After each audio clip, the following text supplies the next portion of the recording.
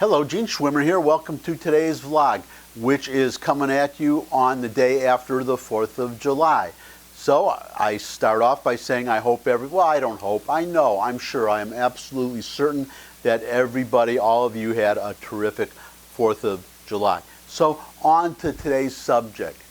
I have said in the past, and I said only yesterday because I devoted yesterday's vlog, and I hope I didn't bore too many people with it, but I was responding to a commenter, Mark Edwards, who had some disagreement with me, which was fine, but he got a lot of facts wrong, so I corrected him on the facts, but said I respected his opinion, his right, obviously, to have a different opinion.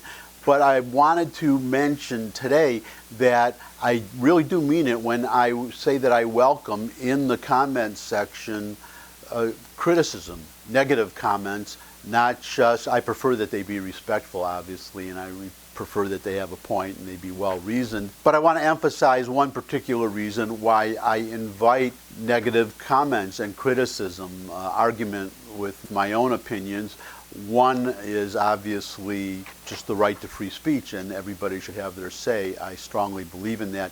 But there's another reason that is probably less mentioned but means a lot to me, and that's I often get in a negative comment, and often more than in a positive comment, the raising of an issue that merits a further discussion. And that's what I want to talk about today. In the comment that I got from Mark Edwards, he raised an important point. I disagreed with him, but I want to go into more detail on why I disagree, and that's the emphasis that our liberal friends often put on the letter of international law, their insistence that we stick to international law as if it is the same thing as domestic law. They are not the same thing. I want to discuss the difference, and I want to illustrate the danger of myopic devotion to the letter of international law, all other circumstances deemed irrelevant. I want to show the dangers that lurk when you follow this doctrinaire path. Now, first I want to make a distinction, as I said, between domestic law and international law. Domestic law is a law passed by a legislator, be it Congress, be it your local government, with enforcement powers, speed limits, murder, laws against one thing or another that are passed by and enforced by a government. International law is different. People sometimes think, well, what they want a world government, some people do, with the United Nations that is like a government that, in the same way as a domestic government, as a sovereign nation government, can pass laws and then enforce the laws in every country of the world, or among every country that is a member of the United Nations. That's not how international law works. International law is a series of agreements, either formal, written, or customary, among nations. There is no enforcement body for international law except to the extent that individual countries, either by themselves or in concert with other countries, an alliance among various nations where they decide to act together. Now, often they will say quite up front that they're doing something in their own interest, but sometimes they will say they're doing something to enforce international law. But again, there is no official world government with the power to enforce international law. International law is enforced by powers willing to enforce that law. Now, why that matters is for these following examples that I'm going to give you. And there's an ancillary issue, a dilemma of history that historians argue about. Well, they've probably been arguing ever since there have been historians, which is the weight that one gives to the course of history, the inevitable flow of events, and then the actions of particular individuals. The distinction is that those who believe in the course of history theory of history, that history flows along a predetermined path that cannot be altered, that leads to inevitable results.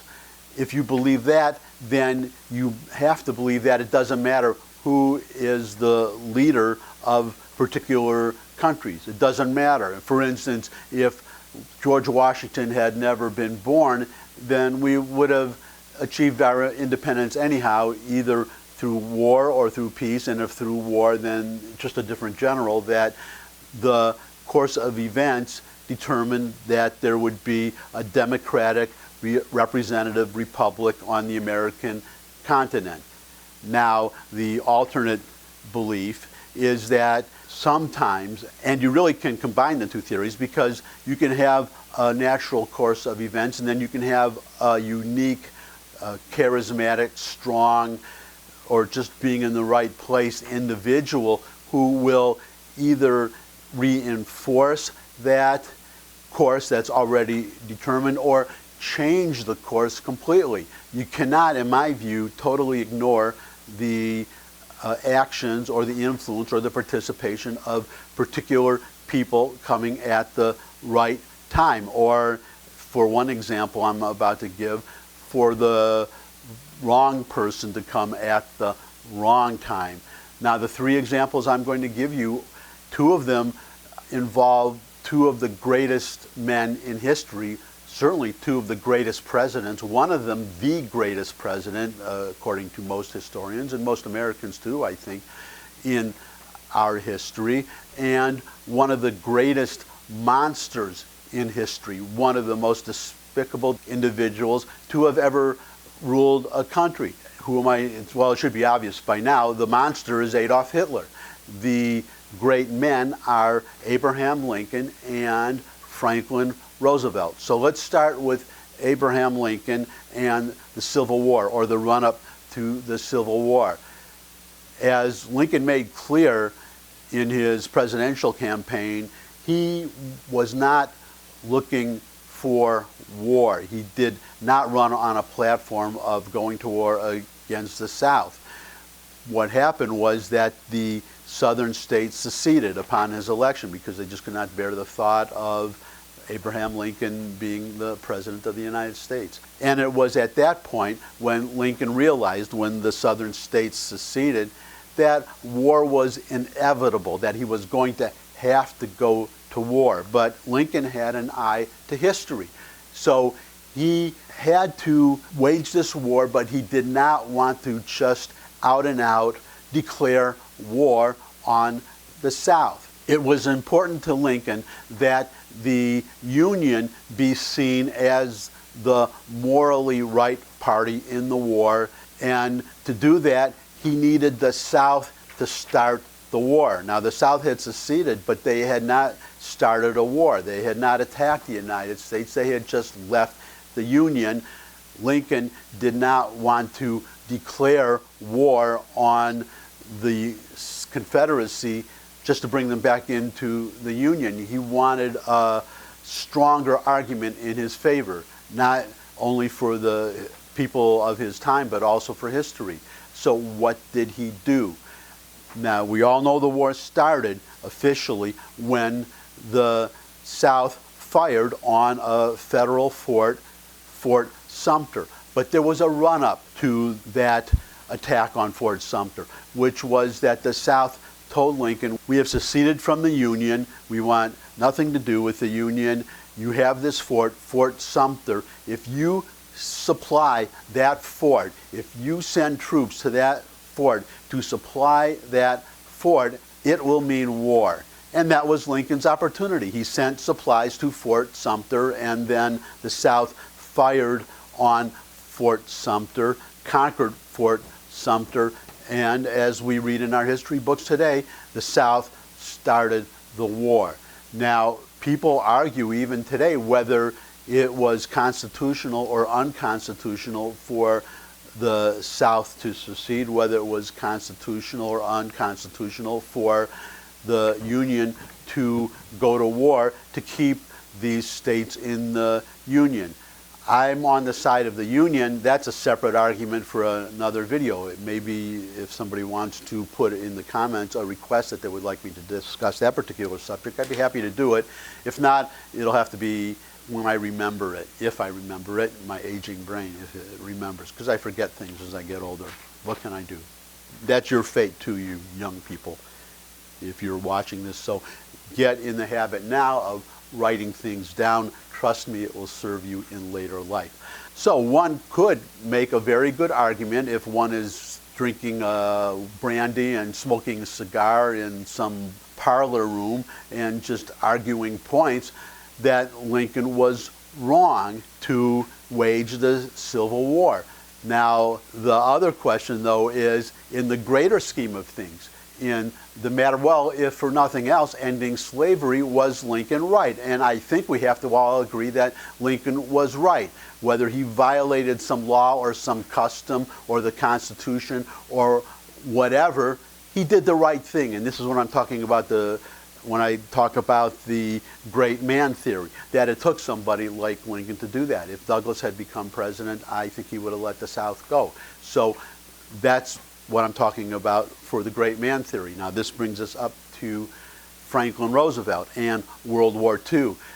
In the years before World War II, we had come out of World War I.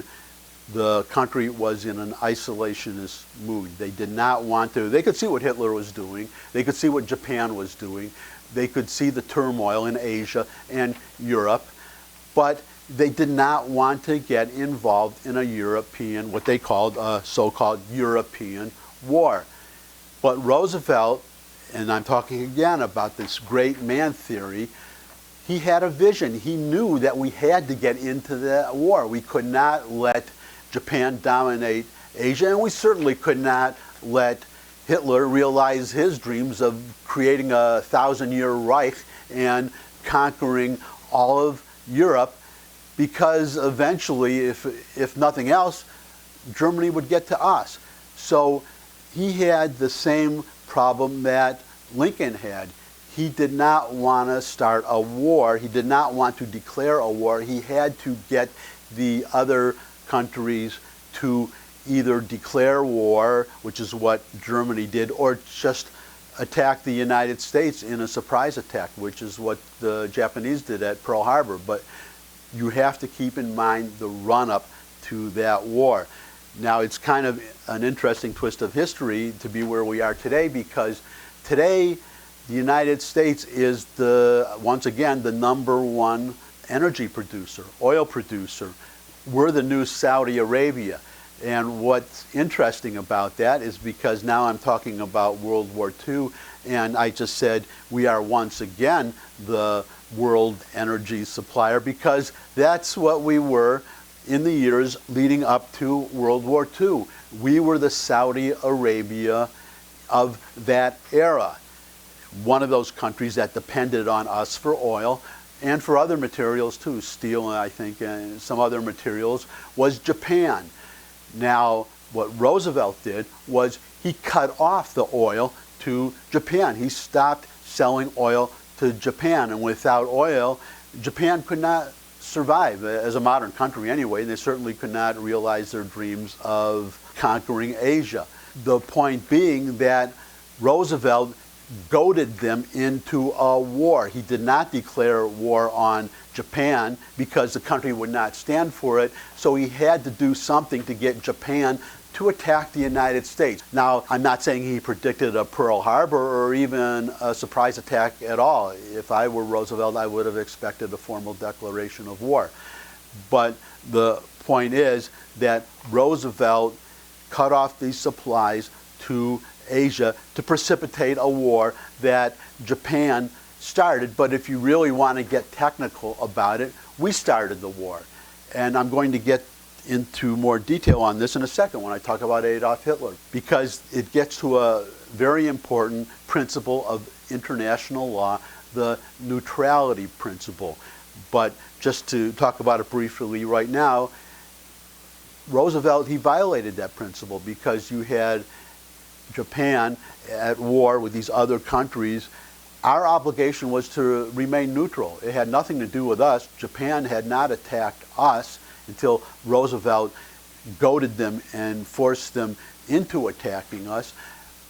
So technically, again, Roosevelt was wrong, but in the bigger picture, we have to say that he was right. We had to get into that war by hook or by crook, whether the American people, who, whatever they thought at that time, were proved wrong now in the light of history. The isolationists, anyways, of that time, were proved wrong. Roosevelt was right, and this is, again, the great man of history concept, that it took a Roosevelt. Another president might not have done that. So Roosevelt was essential, and what he did was essential, and what he did was right. International law be damned. And this takes us now to my final example, which is Adolf Hitler. Now, Adolf Hitler declared war on the United States. Now, I'm going to quote to you Hitler's statement. This is a small quote. It's from a long speech, which I linked to. Well, it's Hitler, right? So it's a long, meandering,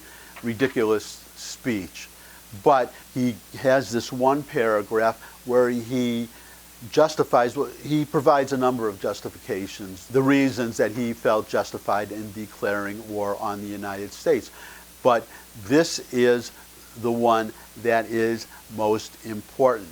He says, quote, "On the 4th November 1939, President Franklin Roosevelt engineered the reversion of the neutrality law so as to suspend the ban on the export of arms in favor of a one-sided delivery of arms to Germany's opponents."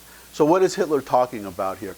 He's talking about the neutrality law was a law passed by Congress that required the United States to stay out of other countries' wars, to remain neutral. Under that law, it would be illegal for Franklin Roosevelt to involve us in World War II, to go to war against Germany, or to be involved at all. So what Roosevelt did is he got Congress to repeal that law. So that's what Hitler is talking about, that FDR got that law repealed so that he could do what? The Lend-Lease Act, to provide arms, materiel, to England. So that's what Hitler is talking about when he says, quote, "in favor of a one-sided delivery of arms to Germany's opponents," unquote. That's what he means. What Hitler was referring to there is international law. Under international law, we were required to be neutral. Now, if we violate that neutrality, if we do not stay out of the war, if we start helping one side, in this case England, then the other side of the conflict, Germany, has the right under international law to declare war on the United States. I'll read you the actual language from the relevant document, which is the Hague Convention of 1907, number 13, and this is Article 6. I'll just read it. Quote, "The supply in any manner, directly or indirectly, by a neutral power to a belligerent power of warships, ammunition, or war material of any kind whatever is forbidden." That's the language. It's clear that Roosevelt violated the language of the Hague Convention. So again, this is a clear situation where under international law, Adolf Hitler was right. We were wrong. We were required to stay out of that war. But of course, in the larger picture, we were absolutely right. We had to supply England, even if it meant violating international law. What were we supposed to do? Sit there and let Hitler take over all of Europe and then threaten us? And as we can pretty confidently be sure today, he would have eventually had an atomic weapon. He was not that far behind us in developing one. Had we not won the war, can you imagine those V-2 rockets falling on England if they had been armed with atomic warheads? I mean, can you imagine that? So of course we were right to do that. Never mind the Holocaust, never mind all the monstrous things that Hitler did. So again, who cares about international law? Sometimes you have to do the right thing, and the right thing could, because Hitler, I'm sure he thought that he was right, but he was wrong. But that's the other thing that liberals do sometimes. You can't say, well, there's two sides to every argument. He thought he was right, we thought we were right. Who knows who was right? We were right, okay? We were right, no doubt about it. But you can phrase it any way you want to. If you want to say the United States acted in its own interest and violated international law, so be it.